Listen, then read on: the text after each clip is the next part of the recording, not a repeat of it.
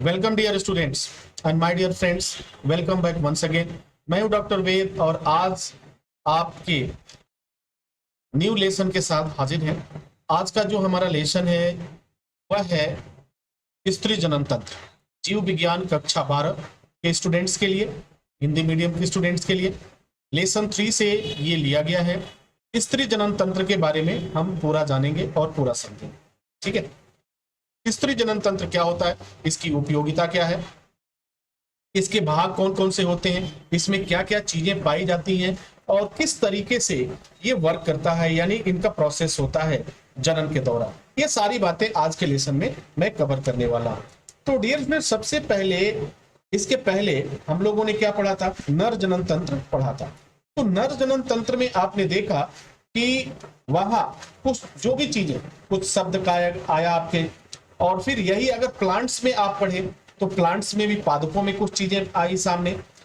तो नर और मादा ये तो कॉमन रूप से आपके मानव में भी आ रहे हैं, प्राइमेट्स में भी आ रहे हैं और पादप में भी आ रहे हैं। लेकिन जो यहाँ जो हम स्त्री जनन तंत्र की बात कर रहे हैं, ये मानव जनन यानी ये मनुष्य से संबंधित है।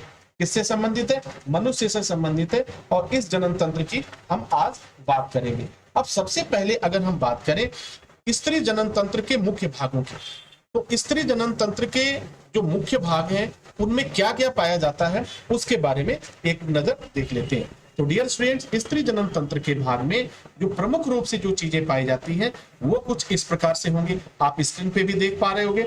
और फिर यहाँ मैं आपको एक नजर आपको बता देता हूँ। तो स्त्री जनन तंत्र में एक जोड़ा अंडाशय होता है। कितना जोड़ा होता है? एक जोड़ा अंडाशय होता है। अंडाशय को क्या बोलते हैं? ओवरी बोलते हैं। इसके साथ साथ एक जोड़ा अंडवाहिनी होती है, और अंडवाहिनी को अंग्रेजी में क्या बोलते हैं? ओविडक्ट बोलते हैं। क्या बोलते हैं? याद रखना, बाद में मत बोलना कि हाँ ये पता नहीं है। ओविडक्ट बोलते हैं। ठीक है। उसके बाद क्या होता है? एक गर्भाशय होता है। अब उस गर्भाशय को क्या बोलते हैं? यूट्रस बोलते हैं। क्या बोलते हैं? यूट्रस बोलते हैं। एक गर्भाशय ग्रीवा, जिसे क्या बोलते हैं? सर्विक्स बोलते हैं। तथा एक योनि होती है जिसे वेजाइना बोलते हैं। ठीक है। और बाह्य जननेंद्रिय जो होती है उसे हम कहते हैं एक्सटर्नल जेनेटेलिया। ठीक है। इसके साथ साथ श्रोणि क्षेत्र में, यानी ये सब अंग जो है कहां से जुड़े होते हैं? आपके कमर के निचले भाग से जुड़े होते हैं, जिसे हम कहते हैं श्रोणि क्षेत्र। और इसी के साथ साथ जो स्त्री जनन तंत्र है उसमें एक ग्रंथि आती है जिसे हम कहते हैं स्तन ग्रंथि, और अंग्रेजी में क्या बोलेंगे उसे? Memory glands. तो इसका आप देख पा रहे हैं, अगर हम एक स्त्री जनन तंत्र के रेखा की चित्रों की हम बात करें तो इसमें बहुत सारी चीजें आपको दिखाई देंगी, जिसे हम कहते हैं डिंब वाहिनी नलिका। और डिंब वाहिनी नलिका में क्या क्या चीजें आ जाती हैं? इसमें देखो, स्थमस आ जाएगा, तुम्बिका आ जाएगा, कीपक आ जाएगा, झालर आ जाएगा, अंडाशय आएगा। थोड़ा और नीचे चलोगे तो आपको मिलेगा ग्रीवा, मिलेगा ग्रीवा नाल मिलेगा, और नीचे क्या मिल जाता है? योनि मिल जाता है। ठीक है। अब देखो थोड़ा सा और ऊपर स्क्रीन पे देखो, सबसे ऊपर जो है गर्भाशय बुद्ध पाया जाता है, और उसके साइड में जो मिलता है वो से हम कहते हैं गर्भाशय गुहा। ये साइड में मिलता है। अब थोड़ा सा देखो जो अंदर की जो कोशिकाएं हैं, इनके टिश्यूज हैं, उनको जरा देख लो। इसे हम बोलते हैं गर्भाशय अंतः स्तर, गर्भाशय पेशी स्तर और परिगर्भाशय। लेकिन डियर स्टूडेंट्स, मैं आपको ये एक सजेशन दूंगा कि आप इन शब्दों को तो याद रखिए, लेकिन इसके साथ साथ अंग्रेजी शब्द जरूर याद रखिए, ताकि आपको काफी आसानी होगी समझ में। अगर कहीं अंडवाहिनी शब्द आए तो आप समझ लेना क्या मतलब है इसका? ओविडक्ट। कहीं आपका अंडाशय आ रहा है तो यहां समझ लेना अंडाशय, एक जोड़ा अंडाशय की बात आएगी तो इसे आप समझ लेना ओवरी है। गर्भाशय की बात आ रही है तो आप समझ लेना यूट्रस है। गर्भाशय ग्रीवा का अगर शब्द आए तो समझ लेना सर्विक्स है। तो इस तरह से आपको सारी चीजें याद रखनी है। अब ये हो गया स्त्री जनन तंत्र के भाग हो गए।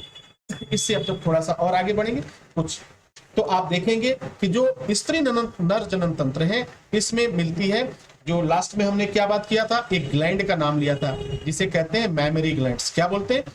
अब ये ग्लैंड कुछ इस तरीके का होता है, और मैमरी ग्लैंड्स जो होता है जो बच्चों को क्या करता है? भरण पोषण के लिए या उसे दूध पिलाने का काम आता है। आगे इसी लेसन में मैं बात करूंगा कि कब इसमें से वो दूध आता है और कब तक दूध नहीं आता है, ये सारी चीजें आपसे शेयर करेंगे।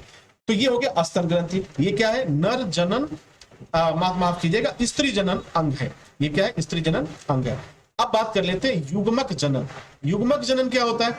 युग्मक जनन को समझने के लिए सबसे अच्छा एक एग्जांपल है, एक शादी को याद रखो। एक शादी में क्या होता है? एक जोड़ा होता है, एक दूल्हा होता है, एक दुल्हन होती है, फिर शादी होता है। शादी होने के बाद से कुछ दिनों तक ऐसे चलता है, लाइफ चलेगी, फिर बाद में गुड न्यूज मिलता है, क्या होता है? बेटा हुआ या बेटी हुआ। तो बेटा होना या बेटी होना ये किसकी देन है? ये युग्मक जनन की देन है, और शुक्राणु जनन और अंडाणु जनन की देन है। ठीक है, ये दोनों का आपस में योग हुआ, संयोग हुआ, जिसके फलस्वरूप क्या हुआ? नई संतति का निर्माण हुआ। इसी प्रोसेस को हम क्या बोलते हैं? युग्मक जनन कहते हैं। ओके, आई होप कि आप समझ पा रहे होंगे। लेकिन एग्जाम में ये बात मत लिखना कि शादी हुआ, ये सब मत लिखना, ठीक है ना? ये मैंने समझाने के लिए बोला था। ठीक है, शादी का शब्द इसलिए किया कि मेल एंड फीमेल, फीमेल का आप समझना, ठीक है, कि मेल है एंड फीमेल है। अब मेल का मतलब नर शुक्राणु समझना, फीमेल का मतलब क्या समझना? अंडाणु समझना। एग्जाम में नहीं लिखोगे ना, हाँ याद रखना, ये सब बातें एग्जाम में नहीं लिखनी है, बस समझने के लिए। अब बात कर लेते हैं शुक्राणु की संरचना। शुक्राणु की संरचना कैसे होती है? तो शुक्राणु की संरचना कुछ इस तरह से होती है, एक पूंछ जैसे, जो देखा है ना, एक पतली छोटी छोटी जो मछलियां जैसे होती हैं, वो उस तरह से ही होता है, वो नहीं होता। तो इसमें क्या क्या होता है? इसमें शुक्राणु की जो संरचना होती है, उसमें आपको जो चीजें मिलती है उसको देख लो आप।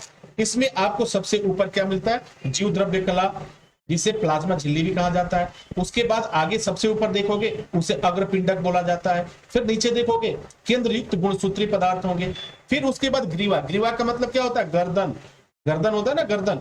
उसके बाद होता है मध्यखंड, सूत्रकणिका, तैरने के लिए ऊर्जा का स्रोत, और उसके बाद होता है पूंछ, जो पूंछ होती है ना, पीछे से पूंछ मारना। तो ये सारी चीज होती है।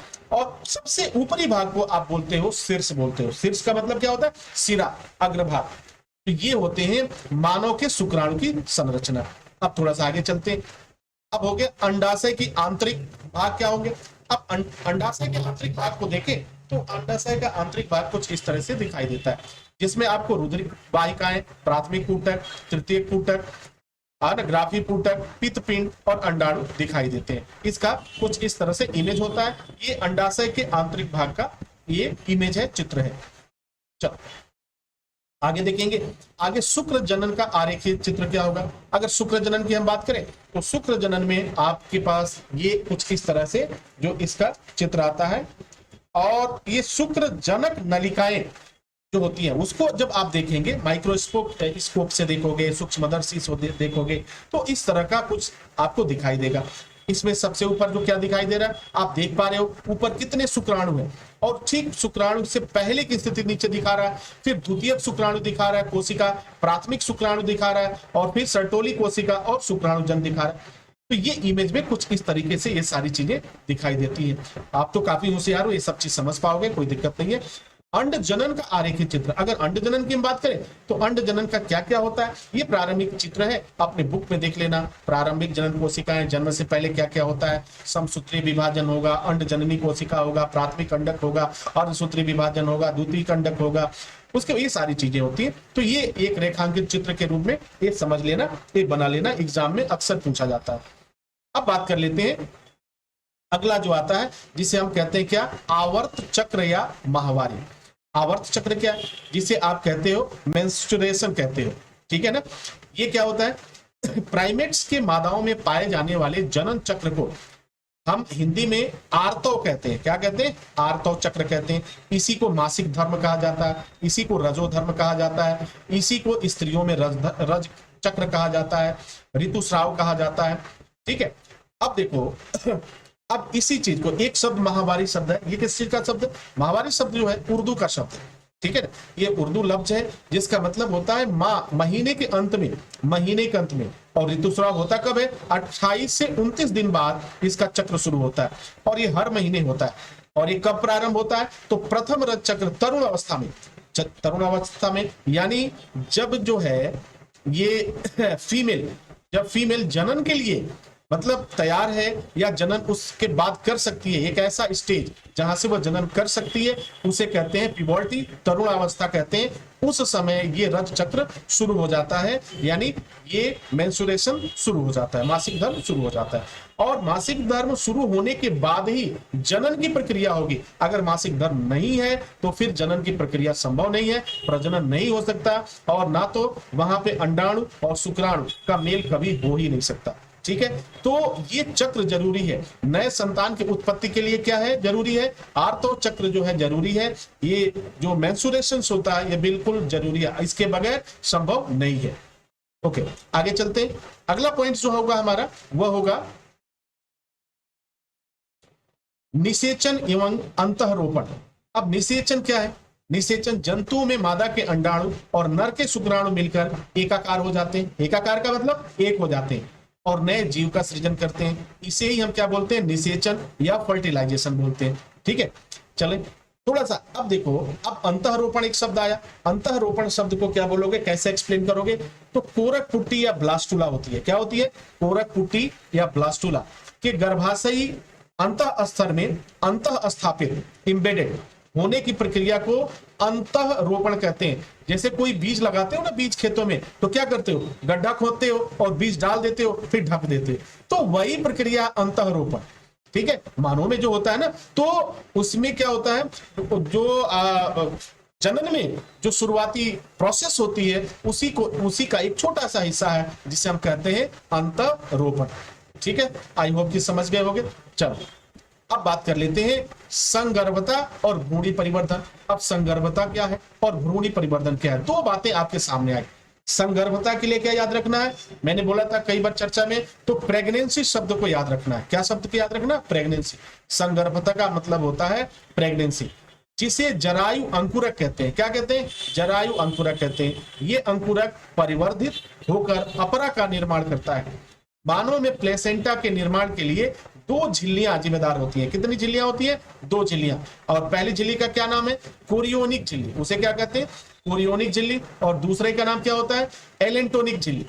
अब ये दोनों झिल्ली जब मिलती हैं तो इन्हीं के मिलने से हम मानव के प्लेसेंटा को बोलते हैं कोरियो एलेंटोइक झिल्ली। क्या बोलते हैं? कोरियो एलेंटोइक झिल्ली। इस पर क्वेश्चन बनता है, इस बात का ध्यान रखना। अब बात कर लेते हैं भ्रूणी परिवर्धन क्या है। भ्रूणी परिवर्धन को हम बोलते हैं एम्ब्रियोनिक डेवलपमेंट। क्या बोलेंगे? एम्ब्रियोनिक डेवलपमेंट, यानी बाह्य अंगों का निर्माण होना। बाह्य अंगों का निर्माण होना, आंख का, कान का, नाक का निर्माण होना, ये क्या कहलाता है? भ्रूणीय परिवर्धन। अगर आपको लिखना है तो क्या लिखोगे इसे? बाह्य जननांगों का बनना ही भ्रूणीय परिवर्धन कहलाता है। ये जननांग कहाँ बनते हैं? जहां पे ये अंदर जो बच्चा होता है ना, गर्भाशय के अंदर, यूट्रस के अंदर, ये सारा प्रोसेस हो यूट्रस के अंदर हो रहा है, बाहर नहीं हो रहा है। ऐसा नहीं कि बाहर निकलने के बाद उसका आंख बनेगा, नाक बनेगा, ये बनेगा, ऐसा नहीं होता है, वो सब अंदर हो रहा है। तो उसे हम क्या बोलते हैं? भ्रूणी परिवर्धन बोलते हैं। बाह्य जननांग का बनना ही भ्रूणी परिवर्धन कहलाता है। ठीक है, अब जैसे एग्जांपल देख लो, 5वें माह में क्या होता है? गर्भ की पहली गतिशीलता, वह सिर पर बाल आ जाते हैं। बाल बहुत जरूरी है यार, बाल नहीं तो सुंदरता नहीं, सारा फैशन बिगड़ जाएगा, तो बाल तो बहुत जरूरी है। तो बाल सबसे पहले आता है। क्या आता है? बाल सबसे पहले आता है। कब आता है? 5वें महीने में आता है। 6वें महीने में क्या होता है सर? 6वें महीने में होता है पूरे शरीर पर कोमल बाल आ जाते हैं। आंखों पर क्या आ जाती है? बिरोनी आ जाती है। बिरोनी समझ रहे हो क्या होता है? अरे वही होता है जो ब्यूटी पार्लर जाते हो आईब्रो के लिए, वही बिरोनी होता है। यानी ये जो आई के ऊपर जो होती है ना, जिसे भौं कहते हो, जिसे बनवाने के लिए जाते हो, उसे हम कहते हैं बिरोनी, वो बन जाती है। एवं आंखों की पलकें अलग हो जाती है। पहले क्या होती है? आंख चिपकी हुई होती है, फिर बाद में आंखें की पलकें क्या होती है? अलग हो जाती है। ठीक है, चलो तो आई होप कि दोनों समझ गए। संगर्भता, प्रेगनेंसी, भ्रूणी परिवर्धन, अंगों का निर्माण होना, कहाँ? गर्भाशय में। अब लास्ट पॉइंट आपका है प्रसव एवं दुग्ध स्रवण। प्रसव काल क्या होगा? प्रसव और प्रसव काल दो अलग अलग शब्द। प्रसव को समझने के लिए आप सिर्फ एक शब्द याद रखना कि प्रसव का अर्थ होता है जनन या बच्चे को जन्म देना। ठीक है, जनन या बच्चे को जन्म देना। इसे आप लोग क्या कहते हो आम भाषा में? क्या? डिलीवरी हो रहा है, डिलीवरी हो रहा है। ठीक है ना, यदि कुछ तो डिलीवर हो रहा है, क्या हो रहा है? बच्चा होगा या बच्ची होगी, कुछ भी डिलीवर तो होगा, वहां डिलीवर चल रहा है। तो प्रसव का अर्थ होता है बच्चे को जन्म देना। वो बच्चा कोई भी हो सकता है। ठीक है, वो बच्चा कोई भी हो सकता है। अब गर्भावस्था के निर्धारित काल पूरा होने पर बच्चे का जन्म बिना किसी अवरोध के होना, ये क्या कहलाएगा? प्रसव कहलाता है। ठीक है, बिना अवरोध के होना क्या कहलाएगा? प्रसव कहलाएगा। अब देखो प्रसव, इसी शब्द को प्रसव बोलते हैं और अंग्रेजी में आप डिलीवरी बोलते हो। ठीक है, अब दूसरा शब्द आ गया कि दुग्ध श्रवण कब होगा? तो संगर्भता के दौरान स्त्री के स्तन ग्रंथि में कई प्रकार के बदलाव होते हैं। अब संगर्भता का यानी गर्भ धारण करने के समय, जब कोई स्त्री गर्भ धारण करती है तो उस समय उसके स्तन में काफी परिवर्तन होते हैं और बदलाव आते हैं। और जैसे जैसे समय बीतता है तो ये क्या होता है? प्रसव का समय आ जाता है। और जैसे प्रसव का काल पूरा होता है, यानी बच्चे का जन्म हो जाता है, इसके ठीक तुरंत बाद क्या होता है? दुग्ध श्रवण होने लगता है, यानी दूध गिरना शुरू हो जाता है, जिसे कहते हैं दुग्ध श्रवण। दुग्ध श्रवण अक्सर आपने सुना होगा कि डॉक्टर्स क्या बोलते हैं कि भाई बच्चे को माँ का पीला दूध जरूर पिलाना। और ये दूध क्या करता है? अब समझ लो कि ये माँ का जो पहला पीला दूध होता है, इसमें समझ लो कि एक तरह का हायर एंटीबायोटिक होता है। वो बच्चे को बचाता है, हर बीमारी से बचाता है, हर मुसीबत से बचाता है।